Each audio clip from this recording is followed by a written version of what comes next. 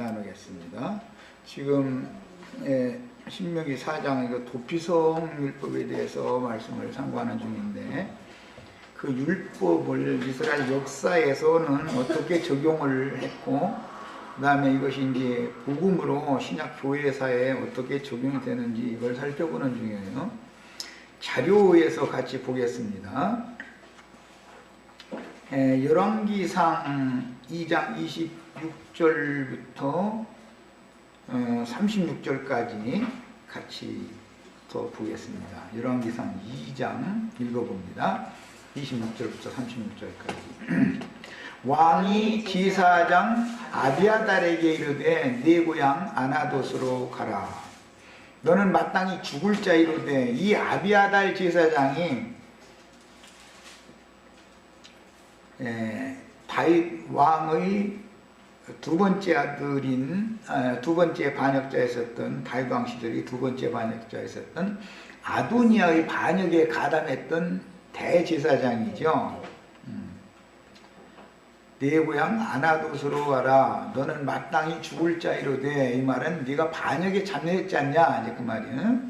네가 내 아버지 다윗 앞에서 주 여호와의 괴를 메었고, 또 내 아버지가 모든 환난을 받을 때 너도 환난을 받았은즉 내가 오늘 너를 죽이지 아니하노라. 아비아달을 쫓아내어 여호와의 제사장 직분을 파면하니 여호와께서 실로에서 엘리 집에 대하여 하신 말씀을 응하게 하였더라. 근데 이제 이 대제사장 계보는 아론의 직계 적통 계보여야 되죠.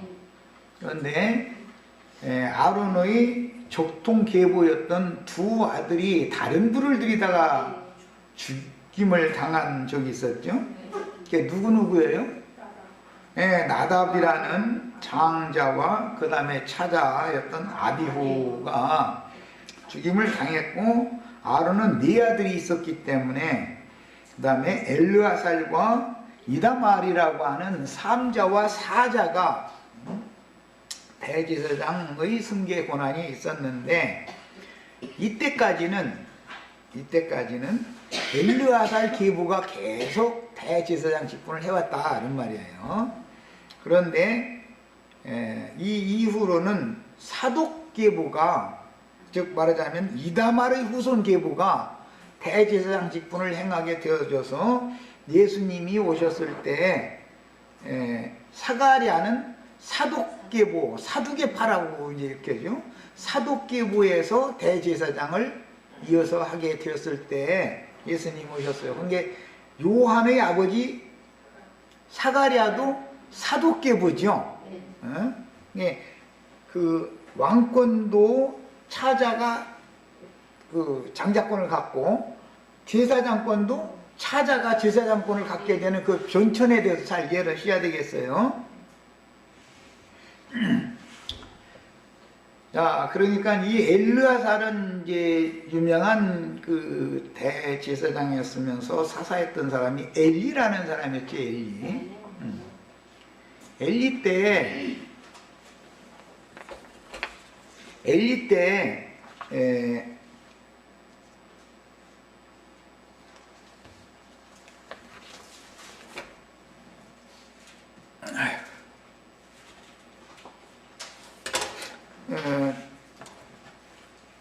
엘리 집안을 말갛게 다 쓸어버리겠다라는 예언이 이미 있었었죠.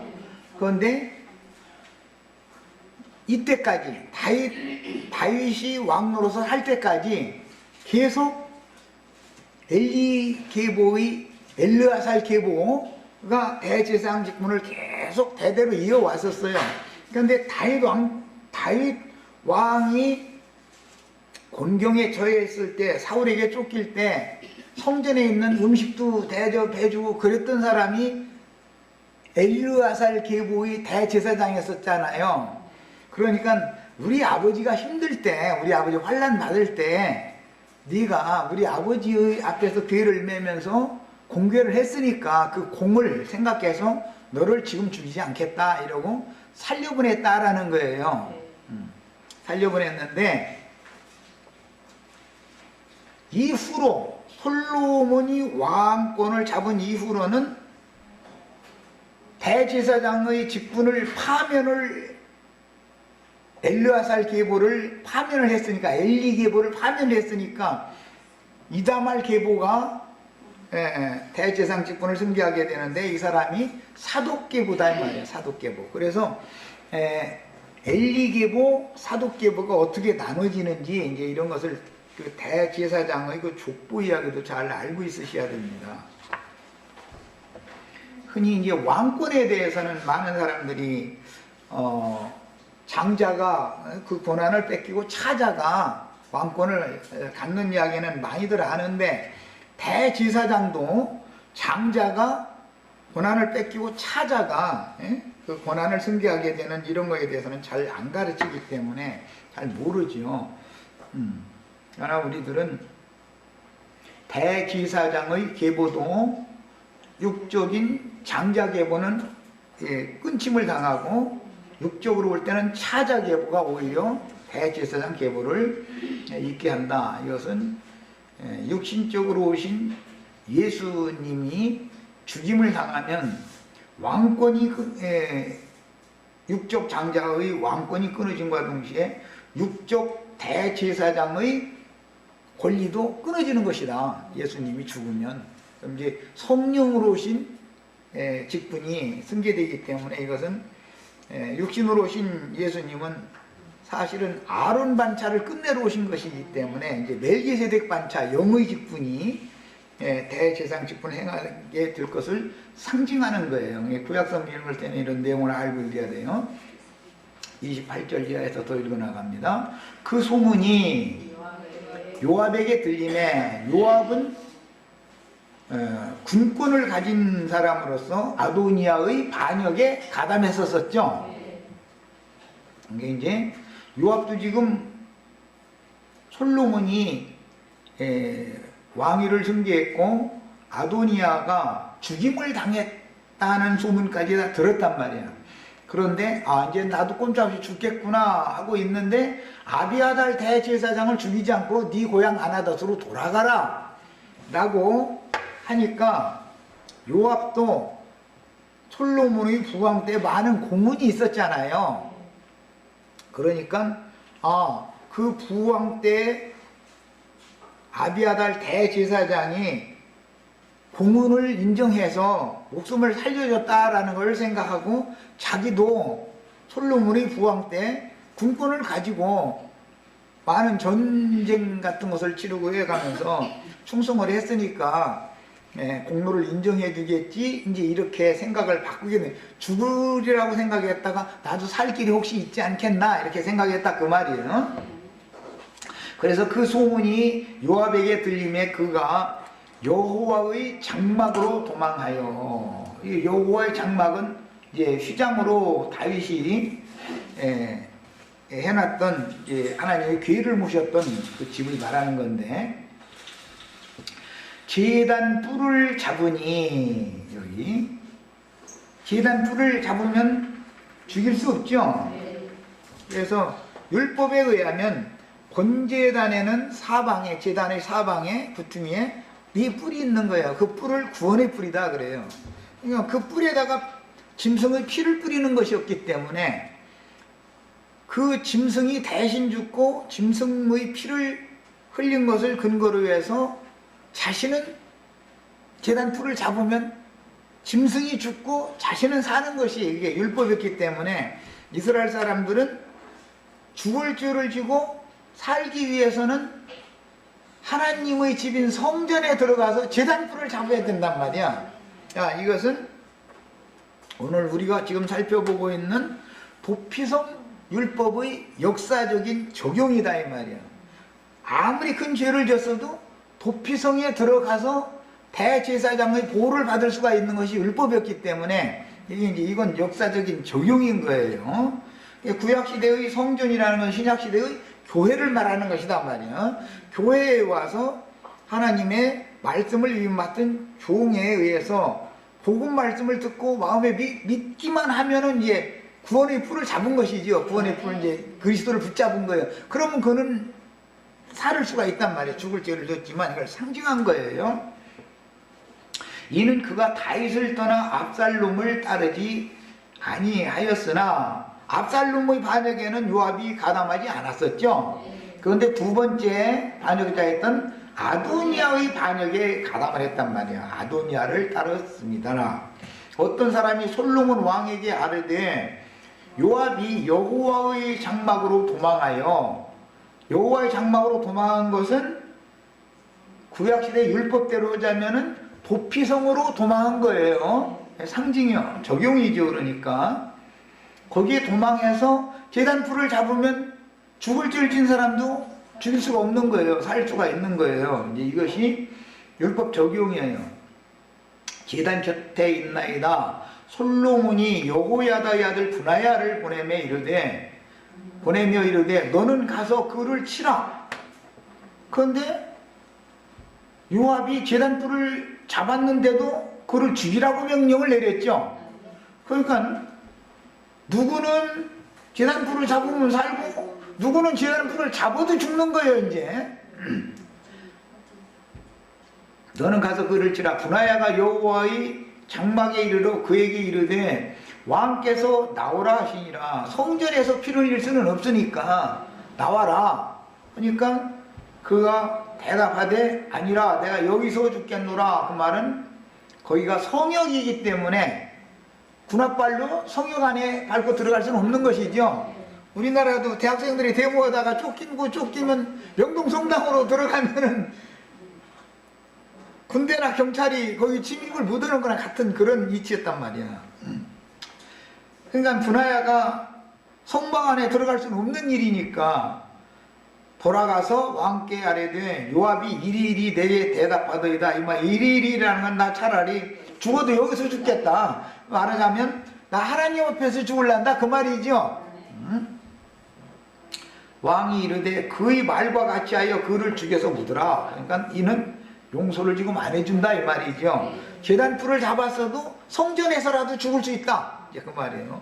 참 너무너무 중요한 이게 문제인데, 많은 사람들은 예수를 한번 믿어서 교회 안에 들어오면은 영원히 구원을 받았다 이것만을 주장하지만 성전 안에서도 교회 안에 들어왔어도 죽을 수 있죠.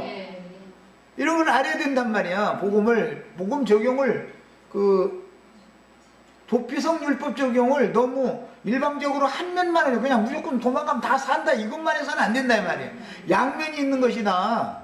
교회 안에 들어왔다 할지라도 누구는 죽을 수 있다. 왜 죽는가? 이것은 신약의 용어로 하자면 사면을 받을 수 없는 범죄가 있다. 영적 범죄. 이것은 육신적으로 육신의 약함을 인해서 뭐 누구를 미워했다, 또 싸웠다, 뭐 교통신호를 위반했다. 범법이란 한두 가지가 아니니까 그런 육신적인 범죄는 자기 잘못을 깨닫고 돌이키고 사면을 받은 후에 그런 짓을 다시는 않는다 하면은 조건으로 해서 용서를 받을 수가 있지만, 영적 범죄는 용서를 못 받는 것이다. 교회 안에 있어도 말이야. 가라지도 교회 안에 있을 수 있죠. 가라지는 용서를 받을 수 있어요, 없어요? 용서를 못 받는 거, 이런 원리를 알아야 된단 말이야. 그런데 이것을 너무 율법 적용을 오해해서 하면 큰일 나는 것이죠. 자, 여호와께서 요압의 피를 그의 머리로 돌려보내실 것은 그 다 명백한 어떤 사면받을 수 없는 죄가 명백히 있다고 말이야. 아버지 앞에서 그가 공을 세운 것도 많이 있지만 그 공을 세운 것이 아버지를 위한 것이 아니라 자기를 위한 공문이었었던 말이에요. 무슨 말인지 이제 지금부터 잘 이해를 하면서 들으셔야 돼요. 우리 형제 자매님들이 주님을 위해서 뭐를 한다, 충성한다, 봉사한다, 전도한다, 많은 걸 해요. 해도 사실은 주님의 영광을 위해서 하는 게 아니라 자기 영광을 위해서 충성 봉사하고 많은 일을 할 수 있죠. 그러면은 그 공로가 주님께로 돌려진 게 아니라 사실은 지가 다 받은 것이죠. 이 사람은 용서를 못 받는다 이거야. 그 공로라는 것이 인정이 안 되는 거다 그 말이에요. 아비아달은 순수하게 공훈을 세운 것이고, 요압이 공훈을 세운 것은 자기 영광을 위해서 세운 거였다 그 말이에요. 판단의 기준이 다르다 그 말이에요. 그가 자기보다 의롭고 선한 두 사람을 쳤음이니, 이거는 이스라엘의 군장이었던 아브넬과 유다의 군장이었던 아마사를 암살했죠. 자, 곧 이스라엘 군사령관 네르의 아들 아브넬과 유다의 군사령관 예델의 아들 아마사를 칼로 죽였습니다. 자, 이것은 이스라엘의 군사령관 아브넬을 죽인 것은 자기 동생 아사헬을 아브넬이 전사시켰기 때문에 근족의 피를 갚아준다고 술술불에 죽인 것이고, 그 다음에 유다의 군장이었던 아마사를 죽인 것은 자기의 군권을 지키기 위해서 왕이 위임해서 반란을 평정하러 전선에 내보냈던 아마사를 술술을 부려가지고 암살해서 죽인 거잖아요. 자, 그래서 이 일을 내 아버지 다윗은 알지 못하셨나니, 그가 술술을 부려서 한 것이지 아버지 이게 부왕을 속이고 이렇게 했었던 것이죠. 다윗을 속이고 이 짓을 했죠. 그들의 피는 영영이 요압의 머리와 그 자손의 머리로 돌아갈지라도 다윗과 그 자손과 그의 집과 그의 왕위는 여호와께로 말미암는 평강이 영원히 있으리라. 여호야다의 아들 분야야가 곧 올라가서 그를 쳐 죽이매, 올라가서 쳐 죽이매라는 것은 성막에서 죽였다 그 말이에요. 제단불을 붙잡고 있어도 죽었다 그 말이에요. 자, 그러니까 예수 그리스도의 구속은 아무에게나 다 적용이 공평하게 되는 것 같지만 사실 자세히 알고 보면 누구에게는 적용이 안 된다. 즉 진실로 믿지 않고 자기 영광을 구하면서도 교회 안에서 얼마든지 봉사할 수 있고 하나님을 위해서 예수 이름 기도할 수 있고 얼마나 다 할 수 있죠. 그런 사람 치고 찬송도 잘하고 기도도 잘하고 모든 걸 또 잘할 수가 있어요. 그런데 그게 가짜일 수가 있다 이 말이에요. 하나님은 못 속인다 그 말이죠. 그러니까 결국은 자, 그가 광야에 있는 자기의 집에 매장되니라. 왕이 이에 여호야다의 아들 분하야를 요압을 대신하여 군사령관으로 삼고 제사장 사독으로 아비아다를 대신하게 하였다. 대제사장 직분도 바꿔줬고, 군권도 이제 완전히 바꿔줬어요. 이렇게 되면 솔로몬의 왕위가 완전히 견고해지죠. 대통령 선거를 해서 대통령 취임을 딱 하고 나면은 3군 참모총장을 바꿔버리죠. 자기 충신으로 삼아야 되잖아요. 그 계급이 하급 계급이었으면 승진을 시켜서라도 참모총장으로 이렇게 자기에게 충성을 바칠 사람을 세우잖아요. 이런 것과 같은 이치다. 그래야 그 위가 튼튼한 거다 이 말이에요. 우리나라도 우리는 다 잘 아시겠지만 특히 3군 참모총장 중에서도 6군 참모총장은 그 제일 첫째 되는 책임이 뭐냐면 청와대를 수의하는 그 대통령을 지키는 아주 책무를 해야 된단 말이에요. 6군 참모총장은. 그러니까 그 사람이 하는 일은 대통령을 잘 지켜줄 수 있는 사람을 대통령이 명령을 해서 자기 사람을 그 중요한 직책을 줘야 되지 않겠어요? 이런 것과 같은 거예요. 이렇게 되면 이제 체제가 완전히 솔로몬 체제로 딱 바꿔지게 된 거예요. 자, 이제 여기까지 보시고 나서 자료로 이제 들어갑니다.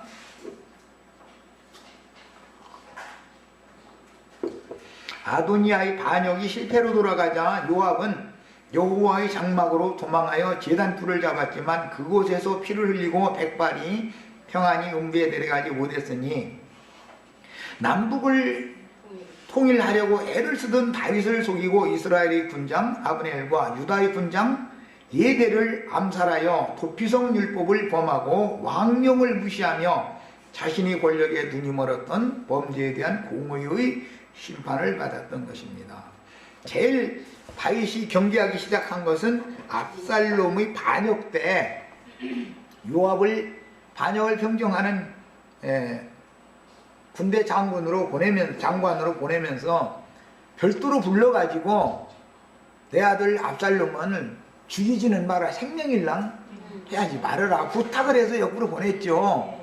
그런데 왕명독이고 지가 상수리나무에 매달려 있는 압살롬을 그냥 지멋대로 이렇게 찔러 죽여버렸잖아. 이것은 벌써 다윗 왕의 왕명을 지금 불순종하고 있다는 것이 때부터 드러나기 시작한 것이거든.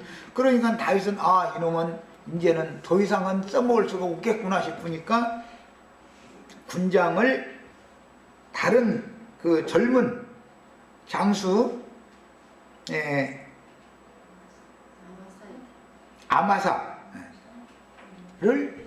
세웠더니 자기 군권을 유지하기 위해서 아마사를 암살해버리고서는 이제는 다윗 왕 위에서 지가 그냥 나라를 좌지우지하려고 이러고 마음을 먹고 있는 중인데 마침 아도니아가 반역을 딱 일으키니까 아도니아 편에 딱 서버렸었던 것이죠. 그런데 사태가 딱 역전이 돼버린 거예요. 솔로몬이 오히려 밧세바의 기지를 통해서 왕위를 이어받게 되고, 그러니까 이제 종족을 하나씩 처단을 해야 되잖아요. 그런데 아버지가 돌아가시기 전에 유언으로 남기기를 요압이 굉장히 위험한 인물이다. 그러니까 너 저 조심하고 그 흰머리로 평안히 그 스월에 내려가지 못하도록 해라.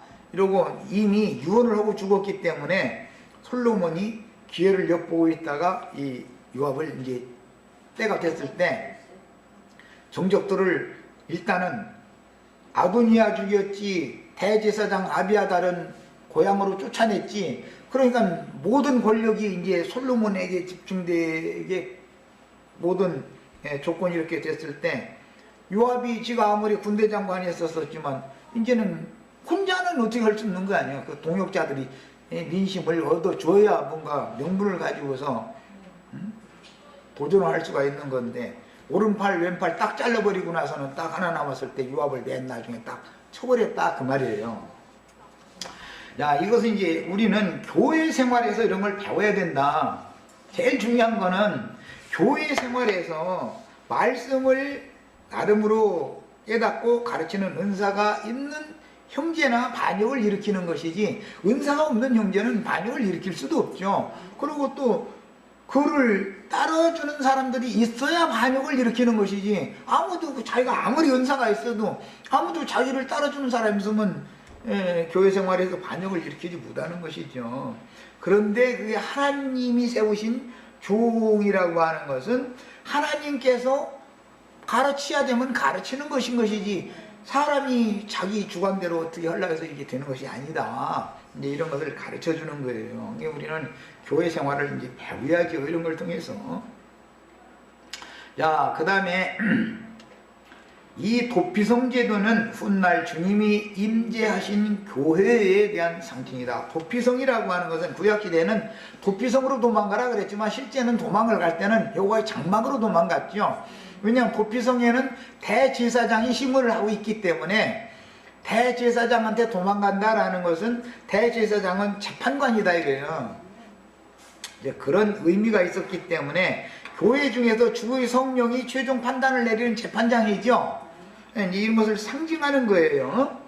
자, 그래서 구약시대의 도피성 제도는 훗날 주님이 임재하신 교회에 대한 상징으로서 주님의 교회는 범죄들 중에 가장 큰 범죄인 살인죄를 저지른 사람이라도 그 살인의 동기가 고의성이 없는 사고인 경우라면 당연히 공정한 판단을 받아야 하는 것이니, 교회는 의도적인 영적 살인이 아니라면 무슨 죄악이라도 그리스도의 핏값으로 속량을 받은 자들이 보이는 도피처가 되는 것입니다.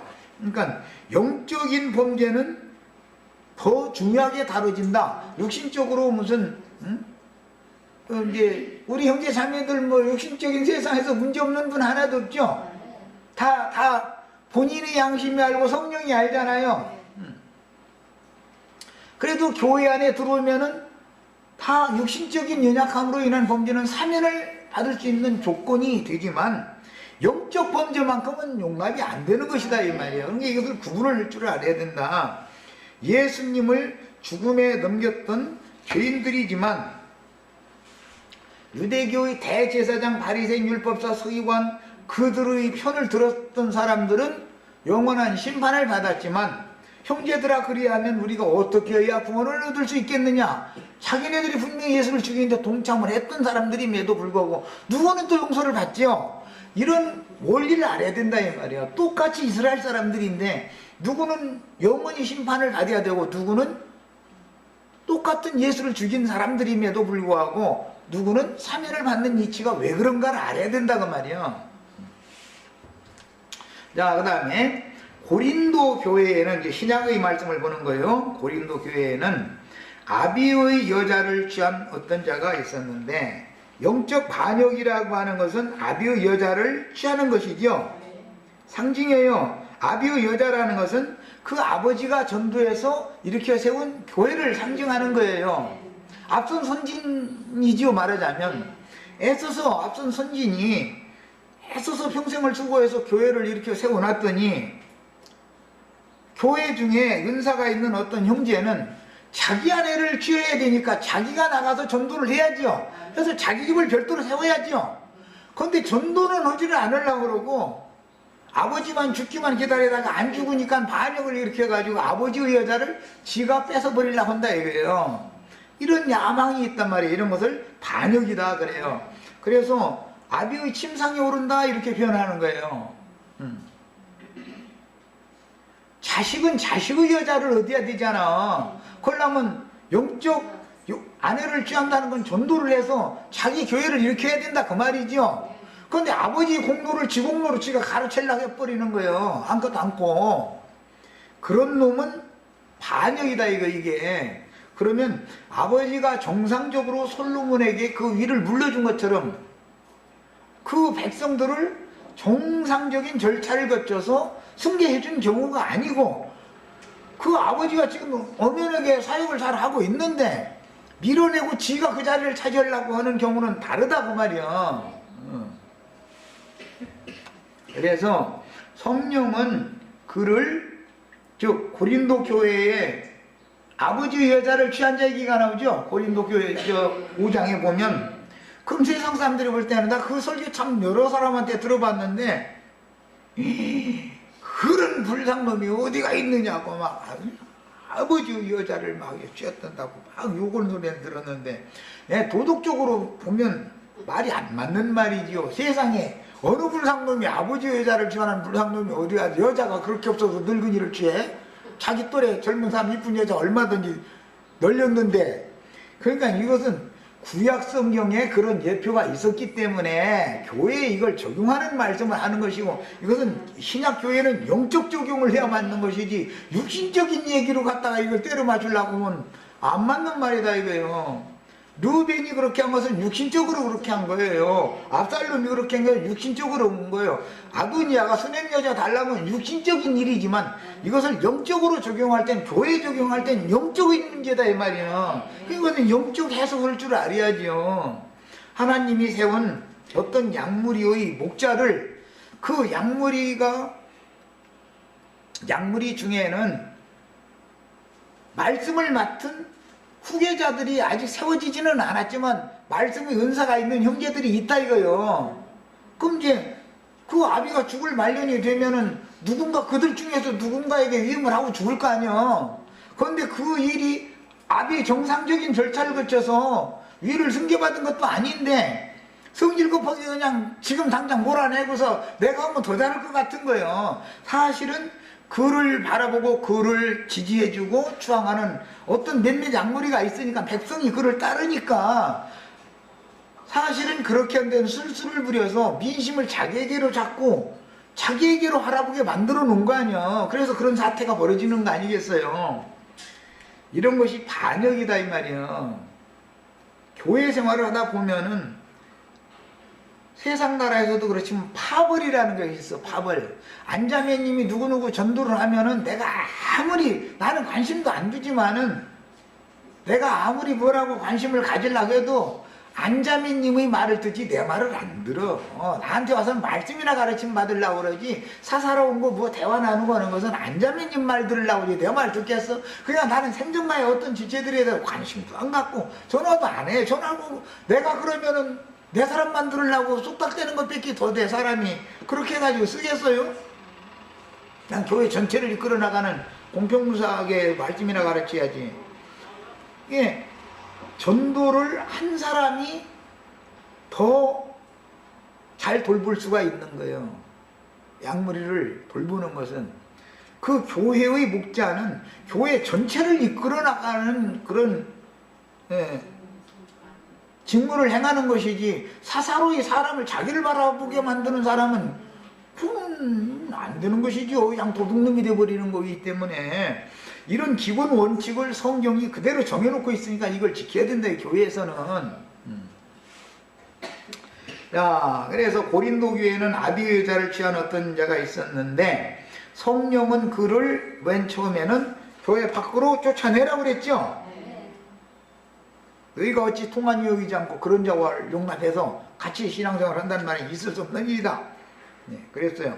자, 그러면 그 사람이 육신적으로 아비의 여자를 취한 게 아니라 바울 사도가 가서 고린도에 가서 전도를 애써서 해가지고 고린도 교회를 일으켰는데, 거기서 말씀줄이나 읽었다 해가면서 바울 사도 오는 것을 못 오게 하고 바울 사도가 사역을 하는 것을 방해하고 자꾸 지가 차고 들어서 지가 고린도 교회를 좌지우지 주장하려고 한다, 지금 그 말이다 이 말이요. 그러면 양무리는 이것을 알고 그의 속내를 알고 그 사람을 거부해야 된다 이거예요. 아직 바울 사도의 사역이 끝이 안 났으니까. 바울 사도가 누구를 세울지 어떻게 알아? 그런데 그 사람을 세운 게 아니라 아볼로를 딱 위임해서 세워버리죠.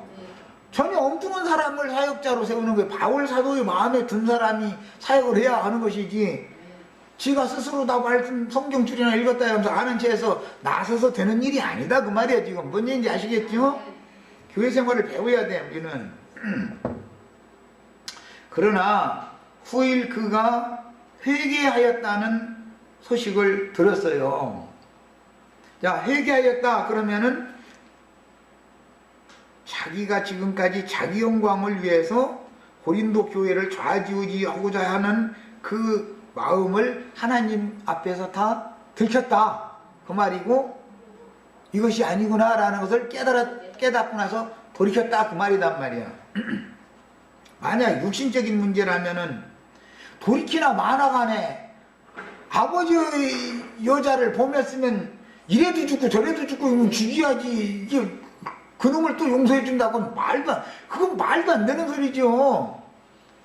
무슨 놈 그런 놈 법이 어디가 있겠어. 교회가 세상만 뚱보듯이 그렇게 말하면 그건 있을 수 없는 일이에요. 이건 육신적인 얘기가 아닌 거예요. 세상의 예대로 한다면, 아니 아버지 여자를 범한 놈이면 이거는 이래도 죽고 저래도 죽고 어차피 죽을 짓을 한 거예요 그거는. 그런데 교회에서는 지금 그 문제가 아니다 그 말이요. 바울 사도가 고린도 교회를 세웠는데, 바울 사도가 고린도 교회의 아버지잖아 지금. 근데 바울 사도의 제자 중에 하나가 고린도 교회를 지교회로 생각하고서 좌지우지하려고 했다 그 말이요. 그럼 그의 말을 교회가 들으면 안 된다 이 말이단 말이에요. 바울 사도가 하는 말은. 그 다음에 교회 중에서 이제 그가 회개하고 돌이킬 때까지 그는 교회 밖으로 쫓겨나서 그야말로 슬피 울며 일을 가는 거예요. 그 기간을 면제년이라 그래. 면제년, 안식년, 면제년이 올 때까지야 그의 범죄가 사면받는 때가 온다 이거. 그럼 그가 철두철미하게 자기 죄를 깨닫고 돌이키기까지라는 뜻이다 말이에요. 면제년 율법이라는 것이. 자, 그 때가 이르면 다시 받아주는 것으로서 도피성 율법이 응하는 것을 성경이 보여준다. 이제 구약 성경에서 모형적인 걸 계속 지금 찾아봤었고, 이제 이 신약 적용의 영적 적용을 보기 위해서 고린도전서 5장부터 인용한 말씀을 찾아 읽어보겠습니다. 5장 1절부터 우선은 10절까지만 읽겠습니다. 너희 중에 심지어 음행이 있다 함을 들으니, 이 음행은 육신적인 음행을 말하는 게 아니에요 지금. 그런 음행은 이라는 것은 이방 나라 사람들이 하지도 않는 그런 육신적인 음행이 아니다 말이에요. 지금 이거는 이 바울사도가 말하는 고린도 교회의 음행이라는 영적 음행을 지금 말하는 것이다 이 말이에요. 그런데 아비의 아내를 취하는 음행은 보통 음행이 아니죠. 이거는 이방인 중에도 없는 것이다. 누가 그 아버지의 아내를 취하였다 하는도다. 여기 누가라는 게 이 누가 누구냐면은 르벤이나 압살롬이나 아도니아와 같은 범죄를 한 자가 고린도 교회 중에 있다 그 말이요. 그리하고도 너희가 오히려 교만하여져서, 그러면 누가와 고린도 교회가 지금 음행을 한 거죠. 그 말이에요. 고린도 교회는 여자고 누가라는 사람은 남자요. 응? 음행을 한. 어찌하여 통한이 여기지 아니하고 그 일 행한 자를 너희 중에서 쫓아내지 아니하느냐. 그 일 행한 자라는 것은 아버지의 아내 바울사도가 세운 고린도 교회를 지가 주장하려고 하는 그 자를 말하는 거예요. 내가 실로 몸으로는 떠나 있으나 영으로는 지금 보니까 전부 영적인 문제를 말하고 있죠. 함께 있어도 함께 있어 거기 있는 것 같이 이런 일 행한 자를 내가 이미 판단하였다. 바울사도가 사역을 하면서 저놈이 좀 저기 위험 소지가 있다라고 다윗이 누구누구를 다 위험 소지가 있다라고 생각하는 것처럼 이미 다 알고 있다 이 말이에요. 예수님이 12지자 중에 가룟 유다는 위험 소지가 있다고 이미 알고 있었었죠. 가룟 유다가 그게 아버지의 아내를 취하고자 하는 그런 반역자단 말이에요. 배도자단 말이에요. 지금 주 예수 이름으로 너희가 내 영과 함께 모여서, 이건 전부 영적 얘기인 거예요. 그러니까 우리 주 예수의 능력으로 이런 자를 사탄에게 내어주었으니 이는 육신은 멸하고 영은 주 예수의 날에 구원을 받게 하려 함이라 그랬어요. 이것도 전부 육신은 멸하고, 그러니까는 이런 혈육의 몸이 지금 멸해진 게 아니죠. 여전히 살아있죠. 그러니까 이것은 육신은 멸하고 할 때 이 사람의 육신의 생각이 심판에 넘겨주고 사탄에게 하나님 그 생각을 하나님 심판해 주세요. 이렇게 했다라는 말이지, 육신이 몸이 지금 죽은 상태가 아니잖아요. 이게 이런 해석을 잘해야 돼요. 너희가 자랑하는 것이 옳지 아니하도다. 뭘 자랑했겠어요?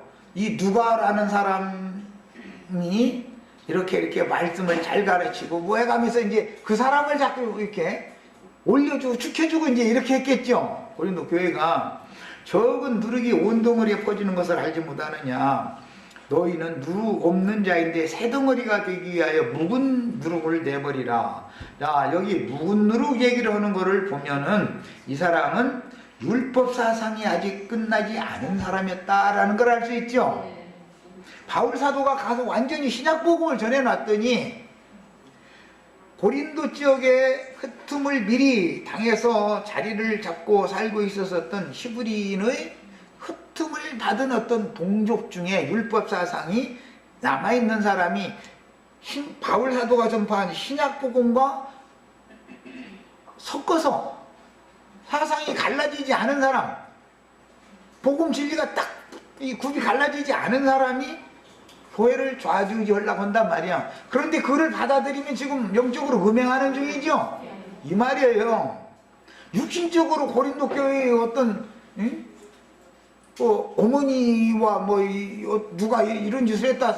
기독교계는 계속 그렇게 설교를 해요. 전혀 그 말이 아니에요. 신약성경에서는 그렇게 해석하면 안 맞는 거예요. 이게 신약성경, 구약성경은 그 육신적으로 그렇게 한 거죠. 그거는 모형이니까, 육체의 일이니까. 그러나 이것은 영의 일을 지금 말한다 이 말이에요. 전부 우리의 유월절 양 곧 그리스도께서 희생이 되셨느니라. 왜 여기에 이 말씀을 갑자기 하는 거예요? 너희 남편은 그리스도지 그놈이 아니지 않냐 이 말을 한다라고 그래. 영적이죠. 이건 전부 지금 이해하셨죠? 육신적인 일을 말하는 게 아니에요. 전혀. 신약성경은 이러므로 우리가 명절을 지키되 묵은 누룩으로도 말고 묵은 누룩이라 라고 하는 이 말은 구약의 율법 말씀을 말하는 거예요. 율법도 지키고 신약 영의 말씀도 지켜야 된다 이렇게 가르치는데 아멘 아멘 하고 고린도 교회가 받아들이면 지금 아버지의 아내를 어떤 놈이 지금 취하고 있는 중인데 간음 음행을 하고 있는 중이다 이렇게 보는 거예요. 악하고 악의에 찬 누룩으로도 말고 누룩 없이 오직 순전함과 진실함의 떡으로 하라 라고 말하는 것은 떡 가지고 음행하는 거죠. 말씀을 율법 말씀과 신약의 영의 말씀을 섞어서 가르치는데 아멘 아멘 하고 고린도 교회가 받아들이면 지금 뭐 하는 거예요? 아비의 아내를 취한 어떤 놈과 지금 행음하고 있는 중이죠. 이 말이에요. 자 9절도 봅니다. 내가 너희에게 쓴 편지에 음행하는 자들을 사귀지 말라 하였거니와 이것은 육신적으로 음행하는 자들은 사귀면 안 된다 이제 이 말이에요. 하였거니와 이 말은 이 세상의 음행하는 자들이나 탐하는 자들이나 속여 빼앗는 자들이나 우상 숭배하는 자들을 도무지 사귀지 말라는 것이 아니다 라고 말하는 걸 보니까 세상적인 음행을 지금 말하고자 하는 게 아니다 그 말이죠. 그 얘기가 아닌 거예요. 음행하는 자를 사귀지 말라 그 말은 영의 말씀을 분별을 해가면서 받아들여라. 아무 가르침이나 무조건으로 받아들이지 말아라. 이 말을 지금 하는 중이다 이 말이에요. 이해하셨죠? 네. 만일 그리하려면 너희가 세상 밖으로 나가야 할 것이다. 그 말은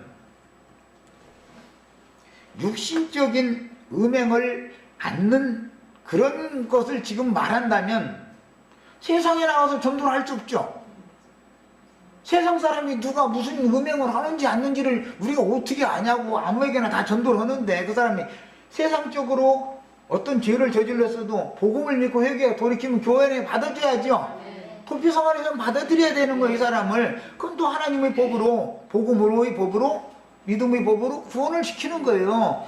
그러나 영적 구원을 받은 성도들을 영적 남편 노릇을 지가 해. 그리스도가 영적 남편이야 되는데 그런 사람들에게 아멘 아멘 하고 아무 떡이나 막 받아 먹으면은 영적으로 음행하는 짓이다 이거예요. 이해하셨죠? 그리스도가 아버지죠.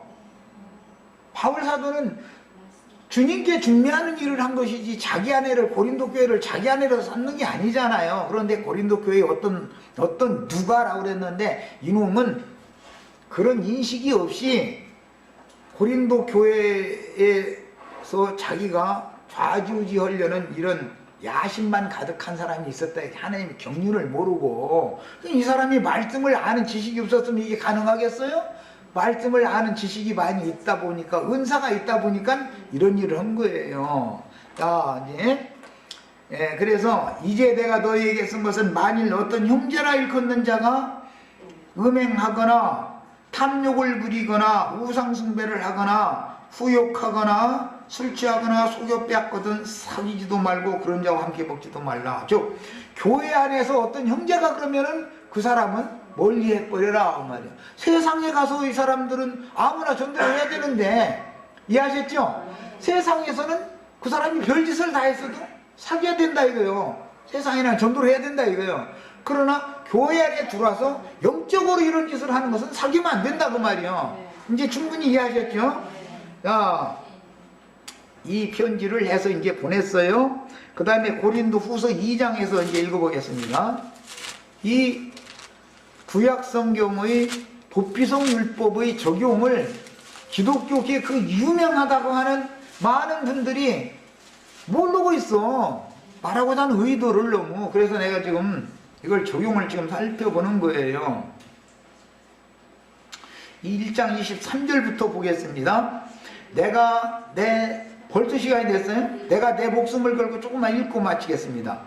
내 목숨을 걸고 하나님을 불러 증언하게 하노니 내가 다시 고린도에 가지 아니한 것은 너희를 아끼려 함이라. 왜? 미리 갔더라면은 그 음행하는 그 남자놈과 고린도 교회를 이제 홀지금을 내야 될 일이 있어서 가면은 매를 갖고 가야 되는 입장이잖아요. 그러니까 그냥 참고 기다려 본 거예요. 우리가 너희 믿음을 주관하려는 것이 아니다. 바울의 동역자들은 고린도 교회 성도들의 믿음을 주관하는 것이 아니었다 이거예요. 다만 도움을 주는 거예요. 그런데 아비의 여자를 취했던 놈은 고린도 교회 사람들의 믿음을 주관하는 것이죠. 그것이 지금 영적 간음이다 이거. 그런데 그걸 받아들여. 믿음의 주인인 주님이 주관을 하게 해야지. 예, 이 말을 하는 거예요. 오직 너의 기쁨을 돕는 자가 되게 하려 합니다. 우리는 너의 믿음을 돕는 자가 되게 한다. 그것이 목적이지 너의 믿음을 주관하는 것이 우리 목적 사역이 아니다. 사역이 지금 다르다 그 말이란 말이야. 교회가 아비의 아내를 취한 어떤 사람이 행음을 했다. 교회와 행음을 했다. 그 말은 어리석은 고린도 교회의 연약한 고린도 교회의 양무리를 율법 말씀과 신약의 영적 말씀을 혼합해 가지고 두 씨를 한 밭에다가 지금 심어가면서 믿음을 주관하려 하는 자세를 하는데도 받아들였다 그 말이에요. 일단은 여기까지 하고 다음 시간에 이 말씀을 좀 더 나누도록 하겠습니다. 자, 마칩니다.